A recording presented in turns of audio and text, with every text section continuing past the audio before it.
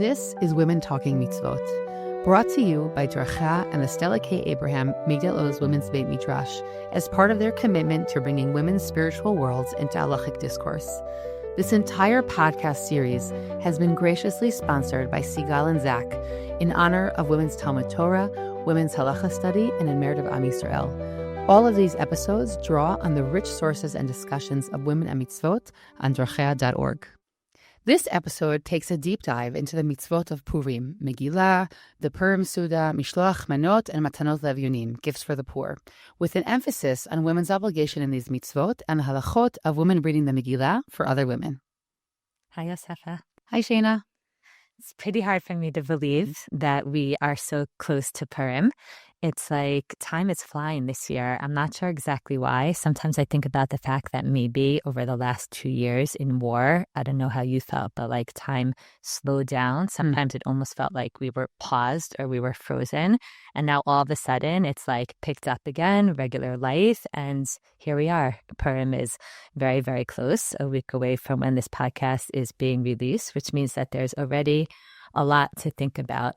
And while there are so many aspects of Purim that I really appreciate and I'm excited for, and, that I get into the mood and anticipate, I think some of what we want to do today is speak about how we could really make this holiday meaningful and how, especially as women, we could connect to some of the deeper ideas that are in the background of this holiday, which means that we might need to start a little bit by removing some of the pressures or the obstacles that sometimes get in the way, specifically for women, in terms of being able to really experience this day.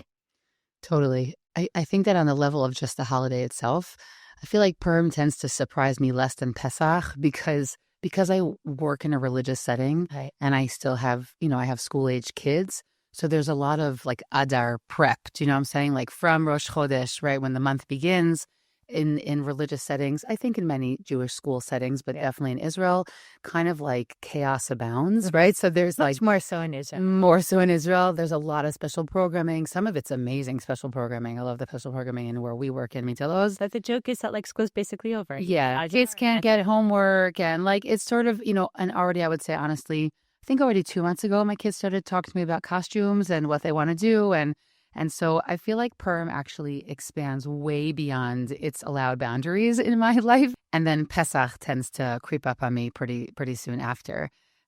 So I guess I would say, if I'm being really, really honest, which I guess is my calling card in life, which is that Purim is a holiday that challenges me on a whole host of levels. One is that somehow, like the Purim Seuda, it's taken us a long time to kind of figure out what our ritual is, who we eat with. We are now for the first time eating with the same group of friends for a second year in a row, which is really nice.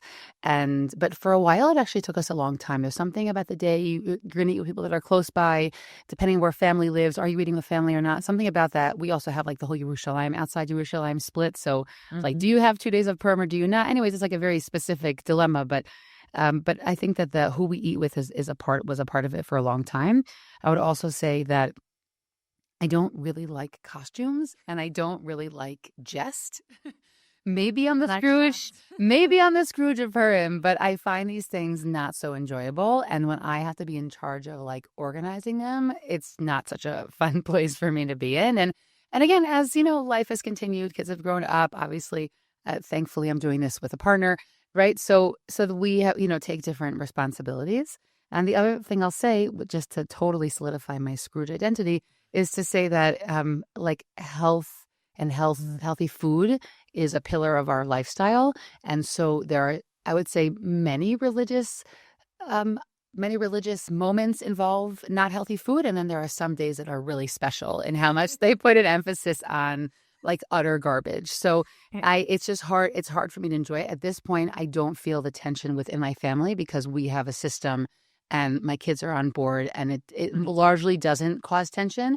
The lingering items that they hide in their closet are a thing, but meaning but they're normal kids. Yeah, they are normal, thank God. But bigadol in our home, it's okay. But that was a stressor for me for a long time. Also, I say this seriously, I really like there are things that they won't come into our home, and I also don't want to throw them out, and I also feel bad giving them to people who are sick, who I also think shouldn't eat them. So like it like put me in like a moral dilemma very often. I know I'm a Scrooge. I get it. I'm serious about things. Do you know what I'm saying? Yeah, even I, who am not such a health person at all, there's a difference between like not healthy and like absolute garbage. Yeah. So, like there's a lot of that. There's a lot of around the absolute Purim. garbage going on. So I would say that, and we're going to talk about today because throughout the years I have kind of tried to mine Purim for the meaning that I think that I can be present in and feel happy in it. What does create a sense of fulfillment, and there are those things. So with all those things that I said, I have managed to sort of figure out how to reorient for myself in this holiday so that it is something that's meaningful. And I just want to say that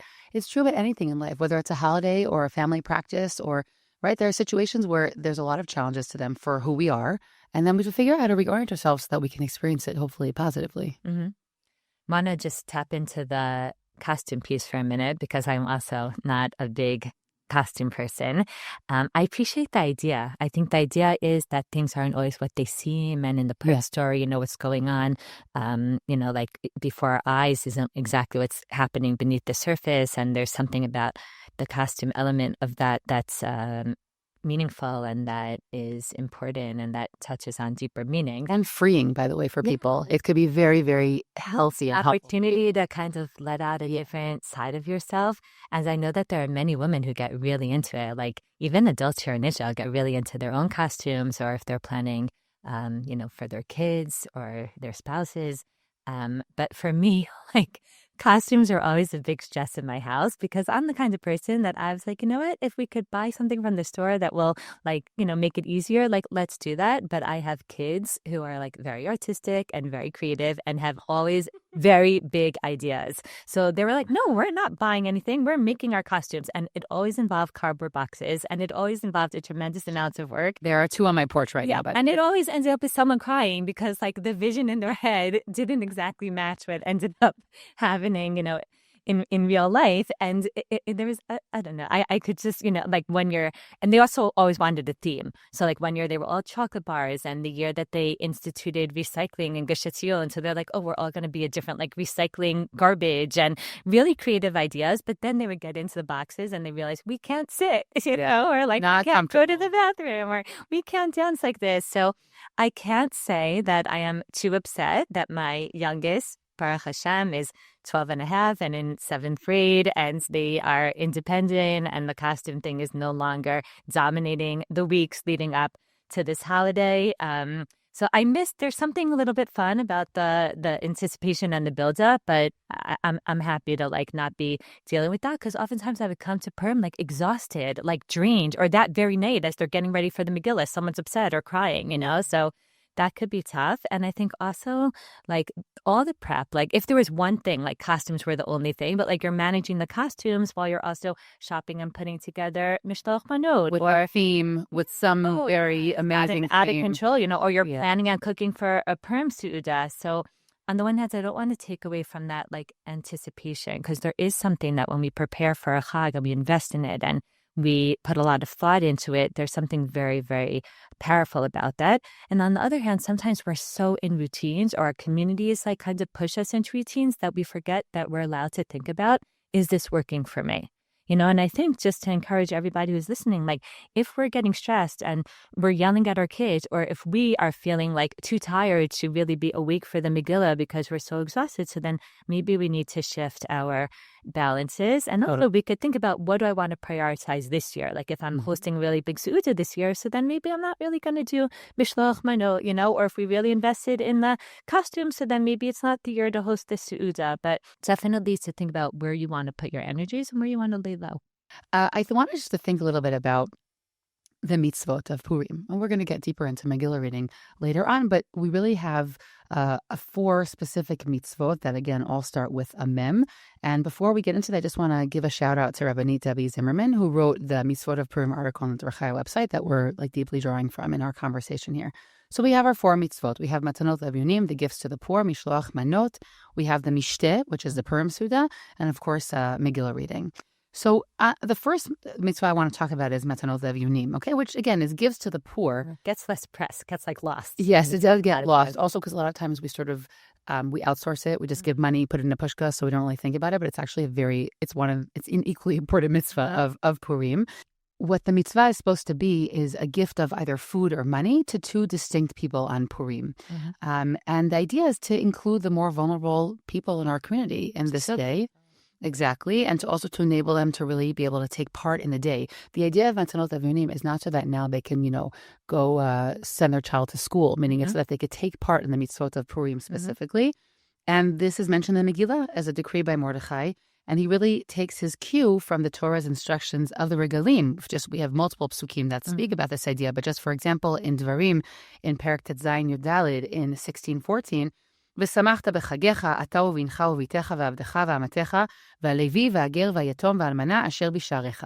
That when you have a chag, and you're going to have simchat chag, everybody is supposed to be able to participate in it, right? Also those who are the members of society who have less means. And so this idea is really what's drawn upon, and again, that's a whole conversation in and of itself, the way that they try to institute Purim as a holiday that harken back to mitzvot in the Torah, okay? But this is one of the expressions of that. Drawing on that. Yeah, exactly. And so the Ritva, for example, one of our prominent Rishonim, he explains that Matanot La-evyonim and Purim are not really charity, okay? But they're really there, as I said before, so that everybody can celebrate Purim. And therefore also we're not background checking people to make sure they're poor, okay? The idea is, I'll also just say that my father, Alav Shalom, he always used to say, if somebody feels a need to put out their hand and ask for something, he always gave tzedakah. I mean, Purim, you're supposed to give something. Exactly. So on Purim, for sure, that was his life policy. It's something that I always remember. I also just want to say that when I think about how to make this more meaningful, if someone wants, again, we could also just, check it off the box and give the money. And there's always in many shuls or many organizations, they have a place where you can deliver the money. And then someone makes sure that on Purim date, they give out the money to those who need it.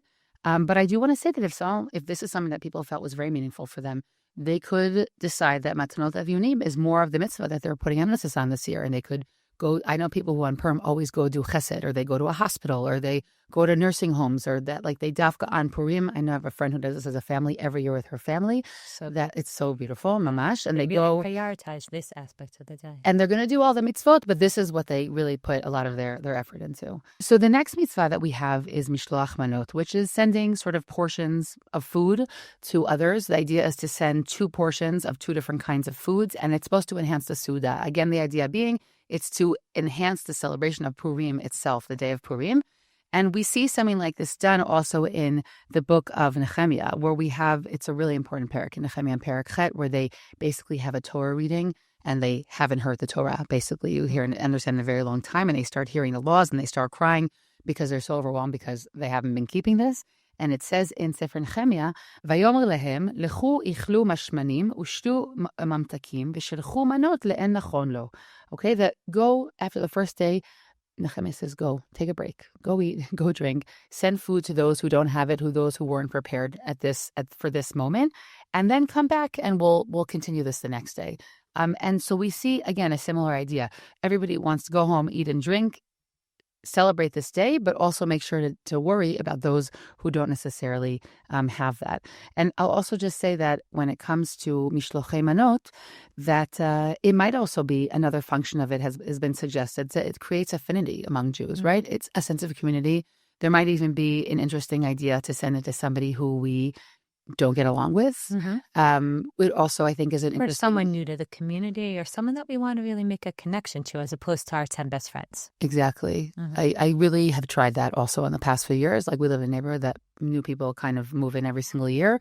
And it also could be to Miluim families, right? Or people that someone who's going to light up their eyes about they thought about us. Yeah. I always say I would say 40% is the people you have to give, or else it's insulting, meaning good friends. And then but most of it is, to people that wouldn't have expected it, or, that it'll make them happy. So I think that piece is also, to me, part of the meaning of what Mishlochei Manot can do. In terms of women being obligated in these 2 mitzvot of both Matanot La-evyonim and Mishloach Manot, so we have the principle here of Af hen hayu be'oto hanis. It's a principle that we've mentioned before, and we'll keep mentioning it on Hanukkah here, and we're going to mention it again, I'm sure, when we talk about Pesach. The idea that because women were included in the salvation of this holiday, that they're also obligated in the resulting mitzvot. And this obligates women in Megilla, and it also extends to Mishloach Manot. I'll also say another piece about that, which is that one opinion of what Afen Hayubo Tohanes, that they were also in these miracles, is that also some of them were brought about by women specifically, whether it's the midwives in the Egypt story when they saved Moshe, or in this case, literally by Esther, right? So that, again, here's the most explicit case of Afen Hayubo Tohanes, if you understand it as the woman effectuating the miracle, like Esther. Yeah, and I would even say she effectuates the holiday also, right, along with Mordechai. But that also, I think, is a significant point. In the case of a married couple, they can fulfill their mitzvah jointly as long as they include the amounts of food that are sufficient for each of their individual obligations. So that would mean 4 portions of 2 kinds of food, right? That would be the minimum. And I will just say, which is really important, is that there still is a preference for a married woman to give at least 1 set of her own mishloach manot, right? So that, because it's her individual obligation. So that's, I think, an interesting piece that we often don't think about. Thinks about that. Exactly. Sure. Another piece that comes up when it comes to Purim, and I definitely remember this personally for myself, is the mitzvah of Mishloach Manot when someone is in Avelut. A mourner still does have an obligation of sending Mishloach Manot, but we often say that they should sort of send a minimum of 1 package with the 2 different kinds of foods. And it could be more simple, it could be less festive, but that's not an obligatory element to it. And I will also say that if someone is a mourner in the context of their family, the family still can give Mishloach Manot, meaning they're part of the family, and the family can still give regular, and it could be left in that context. We also don't typically give to people in mourning. Yeah. So if you're dropping something off, you'll give it, that's the Ramah. That's the Ashkenazi specific. The Ashkenazi practice is not to give it to someone that's in mourning. Yeah. I'm going to also just say, just to see that scenario for a moment, that a day that there's an emphasis on like this jovial, jesty kind of thing, for some it might be welcome relief where they are in their mourning process, and for some it might be very jarring depending on where they are. So it's a holiday, like all big events, that meet people in different life scenarios in very different ways, and it's always a good idea just to keep our eyes open and be sensitive to that. I think that piece is always significant. I just want to say, if I can go back to my my junk food scrooginess, that I think I will say with a real gratitude to our communities that there has been a real improvement. Yeah, people are much more aware of not wanting to, also the waste that's involved. And when it's close to Shabbat, making it, bread and wine or things that really are going to be used, right, in everyone's home. It's fun us when you get like real food, like totally soup, or you get I get like salatim, lots of salatim. I get with like beautiful homemade bread. I just want to say, like, I'm really grateful for that shift. I don't see that as much with the kids among their friends. That's not what's fun for them. Exactly, but I think that has shifted, and there's again more of an awareness of waste, and also an awareness of like, I don't think any of us want this in our home for the next month. Pesach is coming. And Pesach is coming. So I really appreciate that shift that at least I've seen in the communities that I've lived in. I remember as a kid, my mother would be like, Pesach is coming. And like when you're a kid, a month is like forever. So like, Pesach is coming, that's not for forever. But then when you're, an adult and you're actually thinking about ridding your house and starting to, it's like, yeah, Pesach is not so far away. I think one of the key elements in everything that you're saying is that both men and women are obligated in the Mitzvot of Purim. So what's important for me is that when plans are being made, everyone's like halachic and spiritual needs should be taken into account, which I find to be sometimes particularly challenging around the Seuda, because on Purim there's this obligation to have a big holiday meal known as a Seuda or Mishcha, as you said, which usually understood that it's going to involve also meat and drinking wine, since, as you said, there are elements of the holiday that are echoing like the Shavalim and the Hagim. And already in the Megilla, we're told that the Jews celebrated the canceling of Haman's decree and the fact that they were given permission to fight against their enemies by making Yom Mishta v'Simcha, like a day of feasting and rejoicing. The challenge of the Seuda, I guess there's a few of them, but one is that the Seuda on Purim has become heavily associated with drinking, not just like drinking wine, but like really, getting drunk. And I want to clarify like why that's so, and maybe how we could put it into proper perspective. The Gemara in Masechet Megilla states that one should drink ad lo yada, that one should drink until they are not able to differentiate between Mordechai, like the good guy, and Haman, the bad guy. Now, it's interesting why that's even so. Like, is this because v'na fulchu, that we have this idea in Purim of like things turning upside down, or is it because we want to like go back to like a very like pashut understanding of the world. Like sometimes people think like, we're so sophisticated today and life is so complex that sometimes like when you drink, you just got to like the basics and like see things as they are. Whatever it is, there are some poskim like the Shulchan Aruch who quote this line from the Gemara like verbatim that yes, someone should drink until they don't know the difference between Mordechai and Taman, which is a lot of drinking. Whereas other poskim like the Ramah, the Ashkenazi posik, translate the statement into something more measured. They say there's requirement to drink more than you usually would, and then you'll get a little bit drowsy and you'll go to sleep, and when you're asleep you can't distinguish between Mordechai and Haman, and that's a fulfillment of this idea, but that you don't have to actually become drunk. And it could be that part of the reason that he's wary of that is because the follow-up story in the Gemara is about these two rabbis who had the Purim Seuda together and got so drunk that one of them ended up killing the other. And that's why we see that this idea of like whether you should drink and how much you should drink and should you actually get drunk is actually never resolved. There's different authorities who take different opinions. And the Ramah states that really the main thing is echad hamarba, the echad hamamid, ubavad shechavin libo l'shamayim. That whatever you're doing, your intentions should be pure and your intention should be based on like what you think is right in terms of your service of Hashem, which means that this isn't just an opportunity to like experiment with alcohol or to drink. It's supposed to be that you have in mind, something that's spiritual and something that has to do with your avodat Hashem. And it could be that one of the reasons also that we think that drinking is an element of Purim is because, as the Bir Halacha, the Mishnah Berurah explains, so many of the events in the Megilla happen around feasts where there was drinking taking place. So whether it was, the disposal of Vashti and Esther being introduced into the story, or the Seuda, the feast that Esther invites Achashverosh and Haman to, which leads to Haman's downfall. But I think that what's important for us here is to really focus on what it is that we're trying to accomplish if we are going to be involved with some drinking. Okay, first of all, let me just make it clear that anyone who thinks that there's requirement to drink thinks that it's only during the daytime. It says Yemei, Yemei Mishcha v'Simcha, which is the days of feasting and drinking, and not at night. There's absolutely no mitzvah to drink at night. And we know that a lot of drinking happens at night. So someone could say, because that's like in the spirit of the day or whatever, but there's no mitzvah. If there is a mitzvah, there's no mitzvah to drink at night. And then specifically with women, it's also a little bit more complicated because there's a passage in the Gemara that cautions against women drinking heavily in general. So it could be also that that's why we don't see women as much, feeling this obligation to drink.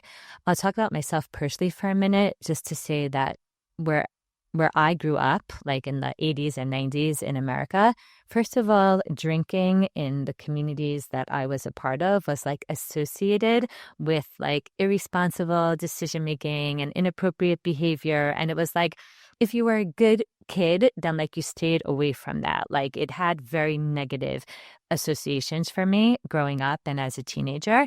And also in my specific home, my father, like he always made Kaddish on grape juice. He doesn't really like wine. So it was a big deal that on Pesach, we broke out the Kedem Kal, 3.5% alcohol for the Dalet Kosod, for the 4 cups of wine, or that on Purim, we had Moscato, 5% alcohol. So for me, I didn't grow up with this idea of like drinking on Purim, but for a lot of people, it really is a very significant, and I want to even say meaningful part of the day. Yeah, also because some people, Shayna, find that when they drink, it brings them to like a spiritual place or an unhindered place, but an unhindered, not to them being inappropriate, but in like a place of being open also like spiritually and saying the right Torah and to access something inside that they wouldn't access normally. Yeah, and that's what I wanted to talk about, which is that when I made Aliyah, for the first time, I really understood this idea of like nichnas yayin yatsa sod, that when you drink a little bit of wine, sometimes secrets come out, in the sense of that wine, as you just said, like it could allow us to break through some of those barriers and protective layers and defenses that we put up because we don't want to be vulnerable, or we don't want to think about what's really important to us in life, or sometimes it's hard for people to be totally authentic or totally genuine. And sometimes when people drink with the right mindset, it could be very powerful because it allows them to connect to these deeper parts of themselves. And, Megillah, like we'll see students crying about their avodat Hashem or about their aspirations in life or about what it is that they really want. I specifically have never really gotten drunk because I like control, and I think I'm like scared of like what's going to happen now if I drink. But there's something that I admire about people that are able to let go a little bit. The risk always is that it should be done in good taste, and it should be done in good measure, and it should be done appropriately. And I think it's actually a wonderful opportunity to speak to our children and to our students about what that means. Like, how do you drink if you're going to drink in a way that you don't end up feeling sick, in a way that you're not throwing up, in a way that you're able to function? Because if that happens, then you're not going to be able to connect to anything meaningful, or if you're totally out cold. So what does it mean to drink responsibly, and how do you make good decisions? And do you know like which things can't be mixed together? And what's your plan afterwards for like how you're going to get to where you need to go? Because obviously you want to make sure that you're not driving. And if it's at night, will you be able to get up in the morning and hear Megilla? All these kinds of things. And what I'll just say is that when I've seen this done well, and I've seen it done well with, like, let's say groups of women who get together either at night for some kind of celebration or to make their own Seuda. And you see that the kinds of singing or the dancing or the divrei Torah that are flowing or their ability to connect to each other and express themselves authentically is something that could be very, very, very special. You just have to think in advance about how to do that.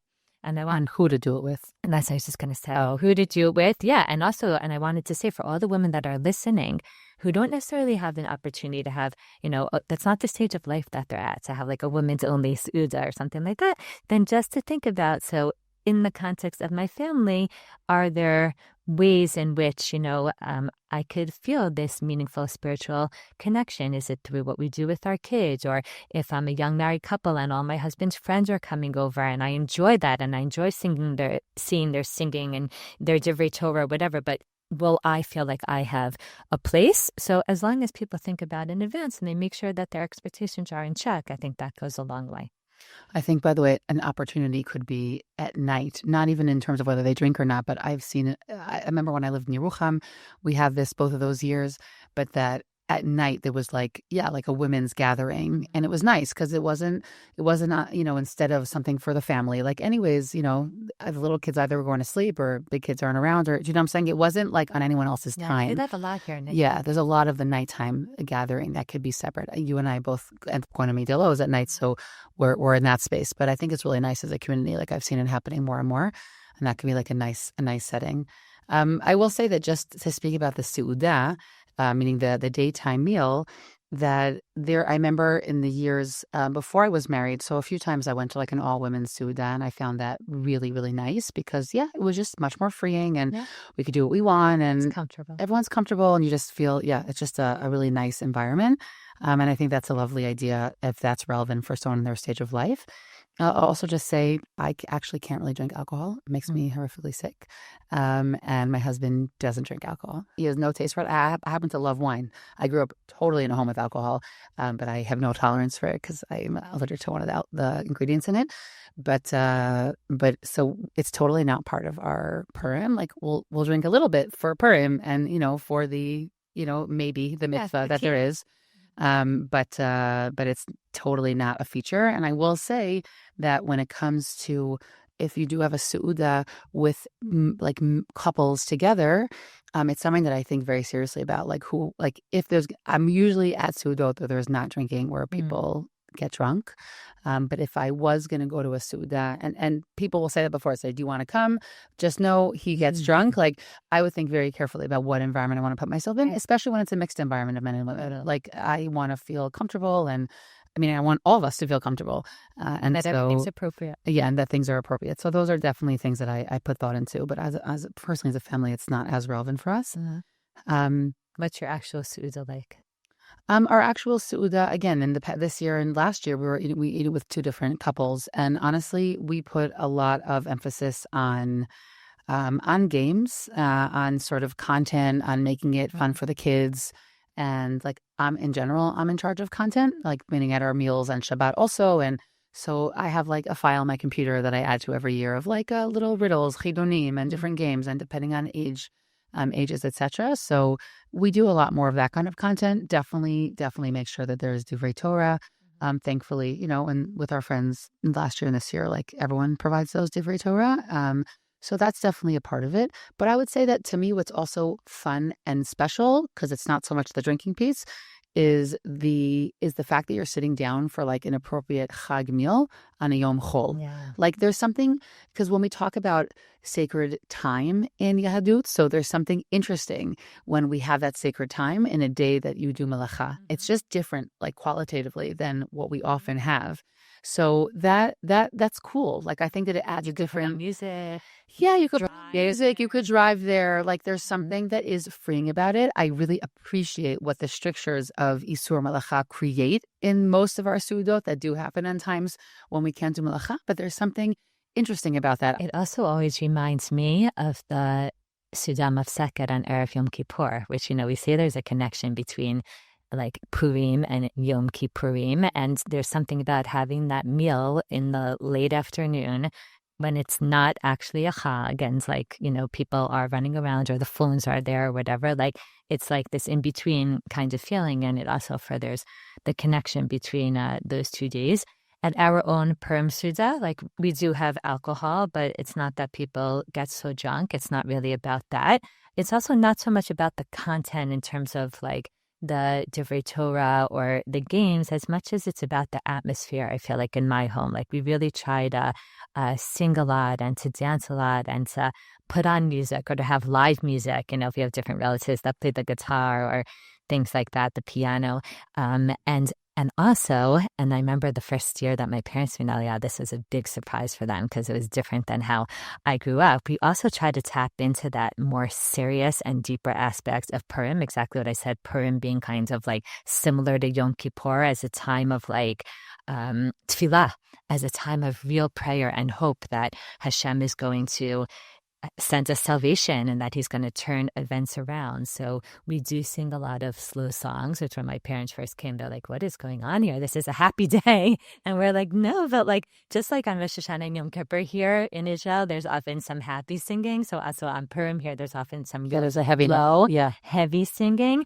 and specifically 2 songs that move me all the time, like the song of Im hachareish tachareishi, which I didn't know these songs in America, but like the song where Mordechai says to Esther, like, if you stay silent at this time, like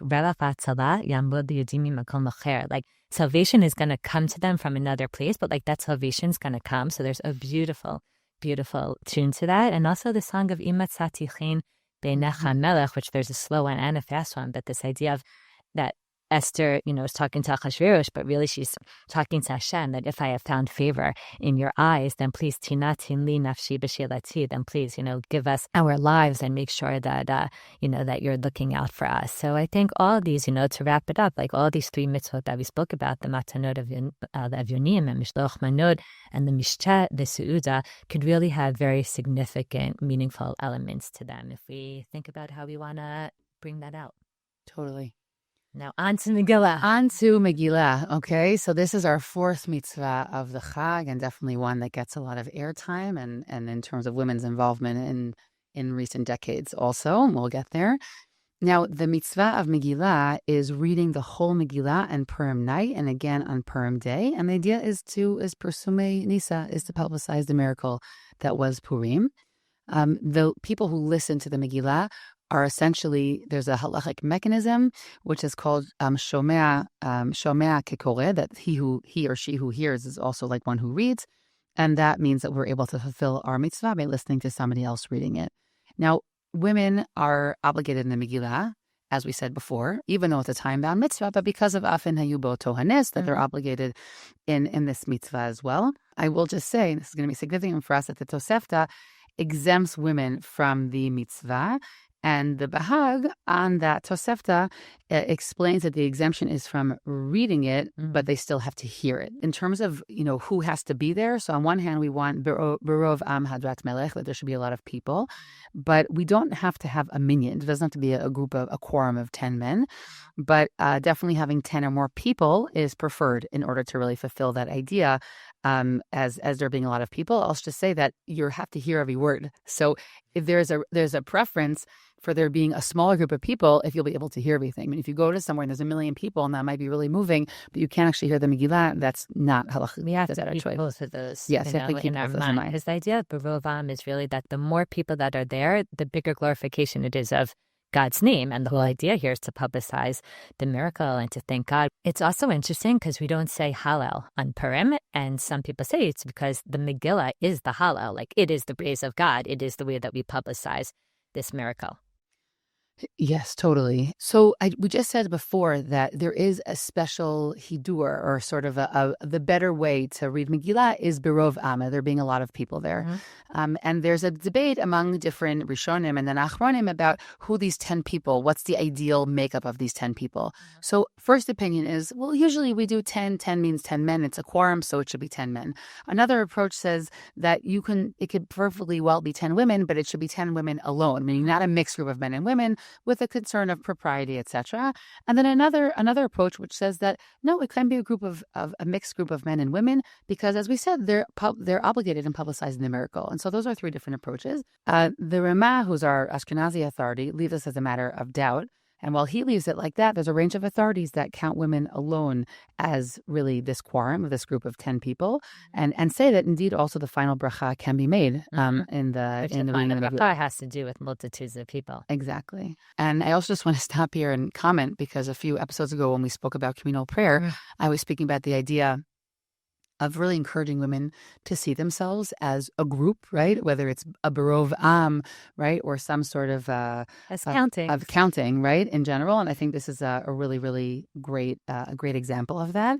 And while that group of 10 doesn't enable us to say Dvarim Shebekdusha, right? Whether it's, Kaddish or Baruch Hu, etc., that our presence, right? Even as the only members of the 10 has significance. And Megillat Esther is a great example of that. Which leads to readings that are only for women.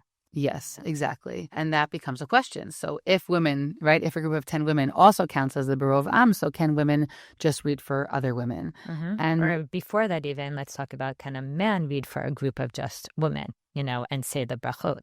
Or could a woman read for herself? Yes. And so the Gemara teaches us that women are fit to read, meaning they are able to read the Megillah. And the early authorities suggest that that this actually could be read as referring to reading for other women who have the same obligation. It's already there quite from the beginning of the conversation. It's not like a new trend or fad in terms of the idea of it. And so that's a significant piece, because we often think about it as a very modern practice, but we also have in the Yerushalmi and Masechet Megillah, it also sounds like there were readings for women that were separate, meaning it was a man reading for a group of women. I mean, this idea of that women weren't maybe at the big reading in shul and they were having their own meetings, that goes back a long time. A long time. Because you can understand women, especially if they were home with the kids and they had to hear Megillah afterwards, so they had their own separate reading afterwards. But as many of us know from the communities that we grew up in, like traditionally that's a group of women with like one man reading, and that we see, even the Yerushalmi seems to say that was happening in people's homes. Yeah, and this is all parallel conversations of the question of women reading for other women, which we're going to get to in a moment. But we have here sources that already spoke about, whether it's the Yerushalmi, we also have the Aruch HaShulchan, that often recognize that the shul setting wasn't always the best. It could be loud or noisier. Obviously, if there's kids around and it's hard to hear every word. Or the women's section is far, or the mechitza is not so great. Yeah, or you can't really hear sometimes. You can't hear so well. So the idea that a man might come and read for only women, that's an idea that we see already going pretty far back. Yeah. And then, given everything that you just shared and explained, I want to now go into the issue of women reading for other women, because there's 2 real halachic reasons why some object to that idea. The first is that some hold that a woman really needs to be hearing Megillah read by a man. So she shouldn't even be reading Megillah for herself, and certainly shouldn't be reading Megillah for other women. So that's one concern. And the other halachic concern is that there are some who hold that a woman reading publicly for other women in general is maybe considered undignified or not the best way to be doing, be doing this act. But on both of those points, there's a lot of debate, and there are many poskim who just don't share those concerns, which we could understand. So then there's also 2 other issues that people raise when it comes to women reading for other women. One is a very technical uncertainty say about which bracha a woman should recite. And the other is a broader concern that if we go back to that idea of the Rov Am Hajat Melech, that the greater number of people there is, the more we maximize the potential of like God's name being glorified. So separating out the women from the community and them having their own reading for themselves, some people think is like gonna, affect that feeling of like the whole community coming out together. And there are definitely many halachic authorities who strongly prefer that this really be like a community experience, that all men and all women and all children go and hear the Megillah read together by a man in the Beit Knesset. But there are other sources that really leave a good amount of room for women to be able to read Megillah for other women. So you already mentioned the Yerushalmi and the Aruch HaShulchan, who bring up the fact that women's readings in terms of women on their own were already happening, or that this concern that the Aruch HaShulchan mentions about not being able to hear well, and like that being something that maybe should take precedence over the idea of Berov Am. And there are also just poskim who think that there is no real halachic preference that a woman has to be hearing the Megillah read in a shul as opposed to somewhere else. And I think especially like when we know that there's often second readings that are smaller, and anyway, a woman's not going to be at the big main communal reading. So then if she's going to be going to something else anyway, so then maybe it shouldn't, matter. That could be another reason to support women reading for other women. In any case, on a very practical level, what I'll say is that Rav Aharon Lichtenstein, who is the Rosh Yeshiva of Yeshivat Har Tzion and was very, a big Talmid Chacham and a posek, he was known to permit women's Megillah readings at institutions of women's Torah study. So when you have a midrashah setting or a Beit Midrash setting or a women's high school or something like that, where women are used to learning together and davening together, and they spend sometimes Shabbatot together or even Chagim together. So he felt like it's very pashut, it's very simple in that case that women should be able then to celebrate this class together and to read the Megillah, to each other. It's unclear, though. We don't know what he would say about circumstances where they're not part of a women's institution, and we're talking about a community. And then we don't know if he would have said everyone should be at one big reading, or if anyway there's a larger, second reading, then people should go to that. And we don't know if he would have said in that case that he would have agreed that it's okay for women to make their own reading. But his son and successor as the Rosh Yeshiva of Yeshivat Har Tzion, Rav Moshe Lichtenstein, has written explicitly that he believes that women's readings, even in the context of a synagogue, he thinks are a fulfillment of this idea of Berov Am Hajat Melech, and he takes a very positive view on women's readings. And one of the things that really speaks to me about what he wrote about this is that he said that in a day and age where there are so many women who really sincerely to be Ovdod Hashem, and they really are looking for channels to be able to come close to Hashem and to express that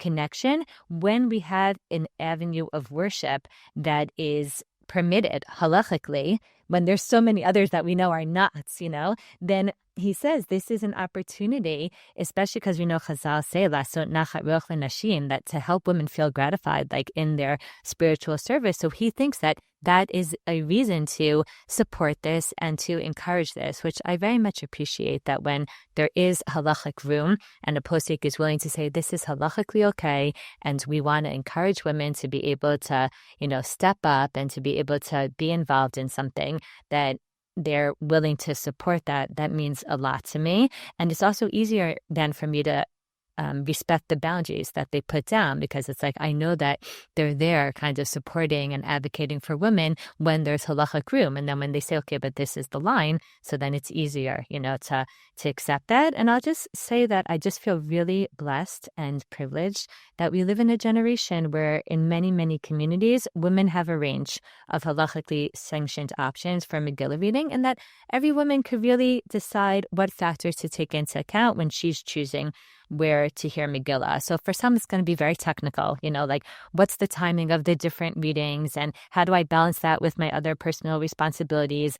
And for some people, it's going to be completely based on spiritual factors. Where will I be most inspired? Where will I most connect to the reading? Some women specifically love going to shul and they love hearing the Megillah with the entire community. and, being in the same room as their spouse or as their children, and other people find it harder to hear, or shul in general is not necessarily an environment where they feel 100% comfortable. So I really feel like it's great that there's so many different options. And if you're a woman that's content, like our mothers and grandmothers and great-grandmothers, hearing the Megillah read in shul, so that's great. And if you're a woman who prefers to attend a women's reading, either as a listener or as a reader herself, because especially it's a story about women, and you feel like hearing the Megillah read in women's voices really, really, really accentuates that aspect. And this is an opportunity to take more of a leading role. So then I think that it's incredible that we live in a generation where that is an option. And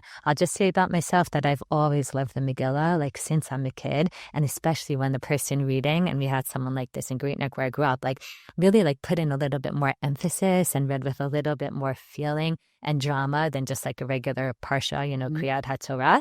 And therefore, when we lived in America, I was very content going to shul, and I never searched out anything different. I never went to women's reading. But when we made Aliyah and I experienced the women's Megillah reading in Migdalos for the first time, I was blown away.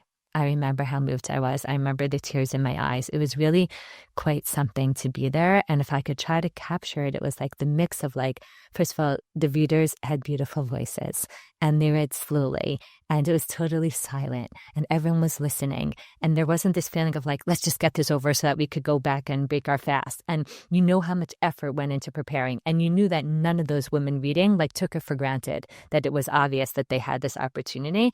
And there was just something really, really, really powerful about that, specifically because it's Megillat Esther. And there's so much emphasis on the role that Esther played in this, that hearing that story read in these beautiful female voices was something that, since I experienced that, I usually, and continue to hear the women's reading in Megillas at night. And then in the morning, it depends kind of what works with our schedule for the day.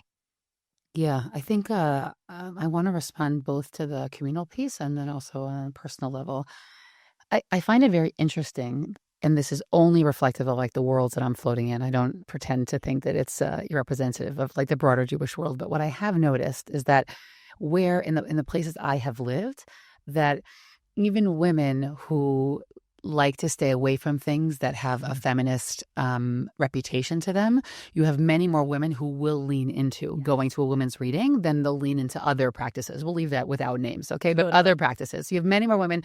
And I think that part of it, Shayna, is that piece you've brought now, which is there's something intuitive about Megillat Esther being read by a woman, meaning it's a story about a woman. And I'll just say that, interestingly, the inroads that Megillat Esther has made in communities over the past decades, where I live, there's women readings of Echa and also of Ruth, meaning it's gone into other Megillot as well, which I don't think is the same idea, but I just have noticed women who will come to the women's readings where I live, but they are not at all supportive of other kinds of practices. So I find that piece to be interesting. There's something inherent, I think, or just intuitive about the feminine element of this mitzvah. And also because halachically we really see that there's a lot of understanding by many people. Yeah, no, it's much less complex. Yeah, it's halachically much less complex than some of the other practices. It's a mix of those two. Yeah, it's a mix of those. I will just say on a personal level that, yeah, I've been going to women's readings. I also read at them for a very long time. As you're speaking, I'm trying to remember when I started, but I can't remember anymore. In Israel? I don't remember.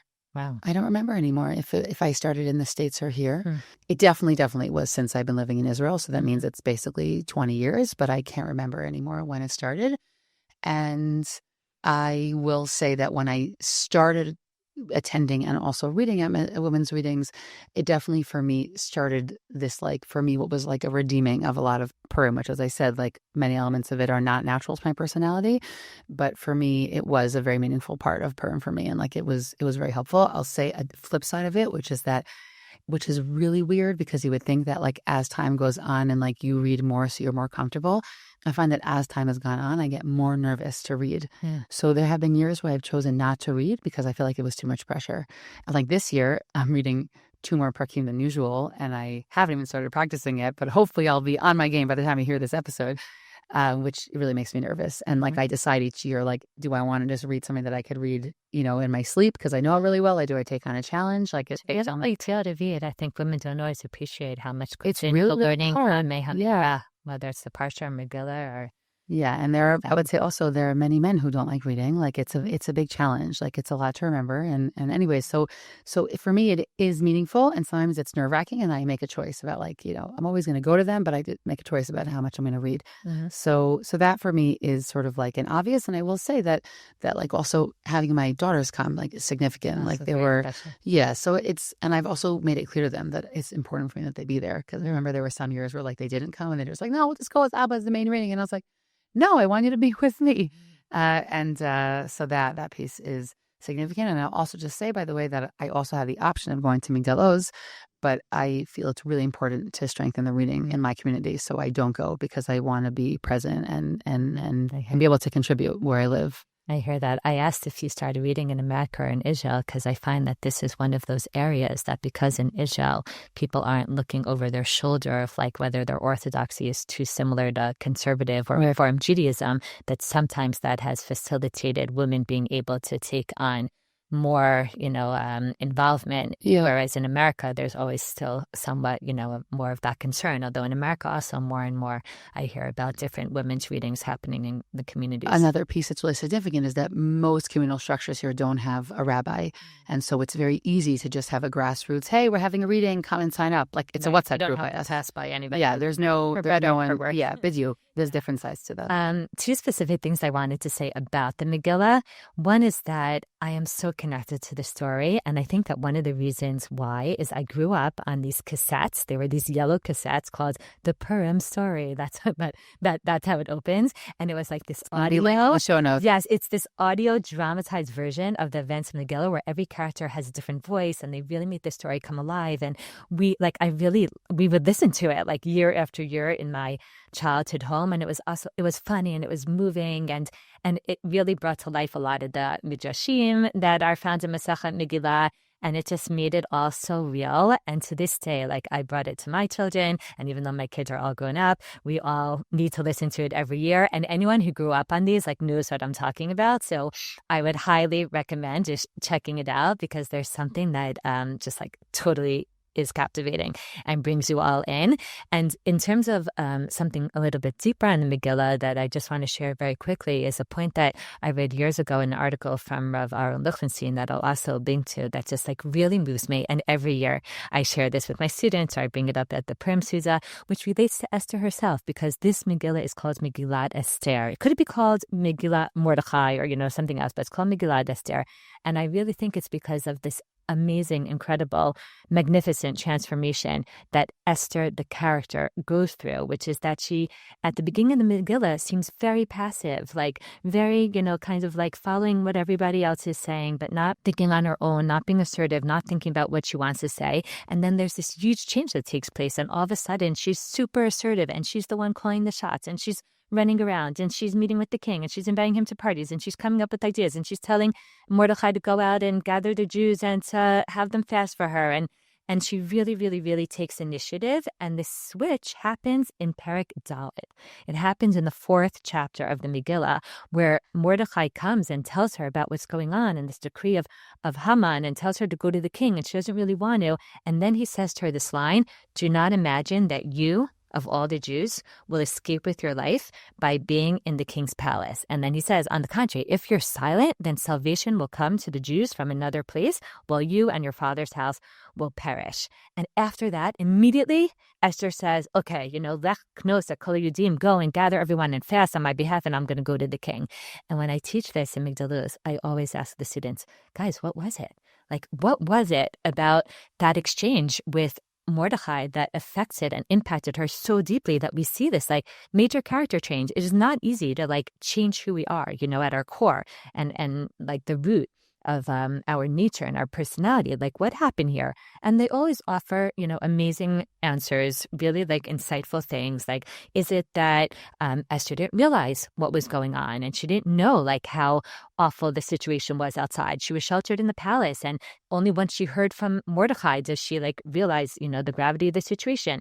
Is it that she doesn't have self-confidence, and it's only when Mordechai believes in her and he's like this father figure that she realizes like she could do something about this? Is it that she was busy wallowing in self-pity, like, oh, I'm a victim, I'm a miskina, stuck here in this awful situation, and Mordechai comes and empowers her and says, you have a mission, like, miyodeim le'ekazot, higat lemachut, like, who knows if it's for this moment, that you've been in this situation. So all of those, are very, very possible. But what Rav Lichtenstein says is that it could be that Esther was neither oblivious or lacking self-confidence or a sense of purpose, but she was actually apathetic. That's what he says, that maybe she was complacent, that Mordechai comes and says, you have to do something. She's like, no, I can't do something. I wasn't called. And if I go, I could be killed. And he's like, are you kidding me? Like, the whole Jewish people are about to be killed. Our lives are on the line. Like, you think you're going to escape that? Like, he's calling her out on something pretty extreme. Like, he's telling her what, you don't care?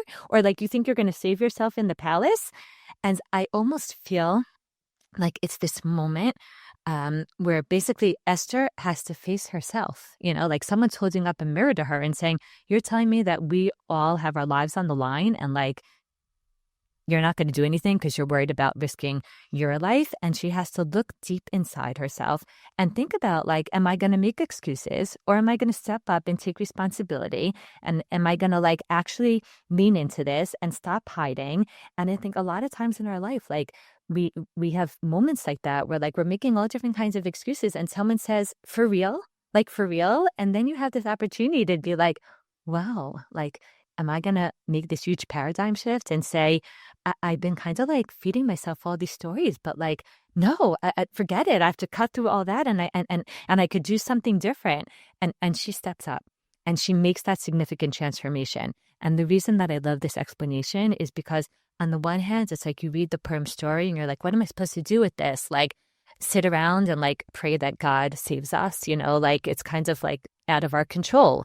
But then when you hear an explanation you're like this, you're like, wait, actually, what Rav Lichtenstein is saying is that in the end, as much as our salvation and Yeshua is dependent on God, we also each have a responsibility in the role that we play to bring that geula, and especially living here in Israel in our time and knowing like what it means to step up and take responsibility and not feed yourself stories and to, lean in. To me, like that message of Rav Lichtenstein is so powerful because he's saying it's not only about God's role, it's also about what we bring to this. And I think that's an important thing for us to remember, that we have a role to play here. I think another level, by the way, to that explanation is important to also not ignore where the story is taking place, because the story is taking place outside of Israel, and when you are subject to the sovereignty of the government of another nation, so your sense of sort of giving up like control or my ability to effectuate change is even, I would say, is even more natural. Like I think it's more natural to go what do you that want direction. From me? Exactly. What could I do? I'm just the pawn here. And I would say that if you want to bring that into like a modern Israeli setting, we don't have that. We don't even have the privilege to think that, because you don't have that ability. Like if it's not us, then it's no one. So I would say it's like the story of Esther on steroids almost. So I think that piece also comes up there, and the location of the Megillah is a whole nother conversation. But one other thing that I often think about, I think for me is one of the most moving ideas I've ever read about women in Tanakh, and I find a lot of different ways to bring it into teaching in different spaces, is there's this wonderful, wonderful doctoral thesis that was written by a woman named Edva Hilvitz in Hebrew. And she writes in her doctorate about what she calls it a genre of the woman who saves life, okay? It's called Isha Metzilat Chaim. And she counts 26 women. Some of them have stories about them. Some of them are mentioned in one pasuk, but 26 women in Tanakh who their role is to save life. It could be their child. It could be someone else's child. In the case of Esther, it's Am Yisrael, right? I mean, it's a community of Jews. It's not her own children. And there are a bunch of really, really moving connecting points between all of those stories. That's why she calls it like a genre, meaning it's a sort of like a story type that appears in many places. First is that the women are always successful in the stories, whereas we have men who try and save lives. And by the way, some of them don't succeed. Ruvain, and we have other examples like that. The women always succeed. And I'll say that in at least 13 of the stories, the women are the main character. But interestingly, by the end of the story, she disappears. She disappears either completely, like in the case of Esther, right? She's not in the 10th chapter of the Megillah, or in some of the stories, she goes back to what her sort of like status as like the secondary figure in the story, meaning like she did a thing. Up and then exactly. She goes back. She goes back and then she retreats to either she's not part of the story anymore, or she goes back to what she was before. Bathsheba is also an example of this in the beginning of Sefer Melachim. So this is a really, I think, really interesting way to look at also Esther. Because she gets up, right, from Perek Dal, as you said. She does her thing. She saves the day, and they enact the holiday, right? Mordechai tries initially by himself, and then he really needs Esther's stamp of approval. That's in the 9th chapter. And then in the 10th chapter, she's not there anymore. And we really think about, and the story ends with Mordechai and his stand in the eyes of the Jewish people. And what happens in this is that you basically have this idea that at least the way that the story is telling the biblical story is telling their story, is that they had a function to fulfill. And once the function was fulfilled, they retreated back to what they were doing like before. A moment in time. Yeah. And it's exactly what Mordechai says to Esther. He says, like, this, the et hazot higat, right? It's for this moment. Like, your life is going to continue. You're going to continue living in Beit Hanashim and Achashverosh's palace. But this is your moment to do your thing. And I thought about this a lot in Israel in the past. And the truth is, it started a long time ago. I think Miriam Peretz was a real first example of this. But you have a lot of women, and unfortunately, a lot of it is, yes, on the heels of tragedy and loss, totally. And you also have women who do many amazing things, and it could not be connected to loss. But I think about this idea specifically of coming to the front of center stage and then retreating. And it's dafka bin in these kinds of moments. And also not necessarily having chosen to be there. Like totally not chosen. Events throwing you into and then they made a choice to be like, okay, this is the moment. So I'm going to use this moment to make that, to use this as a stage to move that cause forward. And yes, a lot of this, again, was in very, very negative circumstances. But also that there was a very overt, some of them even wrote articles to say, I am retreating, meaning my moment was, and now I'm moving back. I don't want to be in that space anymore. But it's something that I really carry with me, just in general, looking at biblical women. It's not the only thing that biblical women do, right, through all the Tanakh, but it is very much what we see happening with Esther. Like that burst out to the scene. It's a 3-month story, right? And then we don't know what happens in the end. We don't know what happens in the rest of the story. But that, I think, is really powerful, that sometimes we have circumstances that push us to a moment. I mean, we obviously have to choose it, as you just said before. We have to decide that we're taking the opportunity, but circumstance happens, and then we choose where we place ourselves in that story. And it doesn't have to be forever. It could be that we have a mission to fulfill, again, men and women, and then we pull back to where we were before, because that's where we want to actually spend our time. So I just think that idea of like the coming to the front and retreating back is something that I really often think about when it comes to Esther. Yeah, and there's so many women, as you said, over the last 2 years who, mothers of hostages or spouses or women who lost their husbands or whatever, who really, in all their grief and all their sorrow, chose to kind of, make something bigger. Yeah. Or step into certain... And make it about Am Yisrael and not about their individual stories, which is exactly the Esther story. Yeah. All right. This has actually gotten me very excited for Purim now. I came in feeling a little bit like, well, what? It's like almost here. And now like, okay, bring it on. I think it's good. It's good to talk about some of the positive energy of this Chag and like the ideas that are, really there, right beneath the surface or even above the surface. And as a takeaway, I think what I want to focus on, kind of walking away from this conversation, which is ironic because I now was focusing on like the human element, and you were also just focusing now on like, people feeling empowered and making decisions and doing whatever. But I want to step back for a second and also go back to the God element here. And there's 2 points specifically on my mind.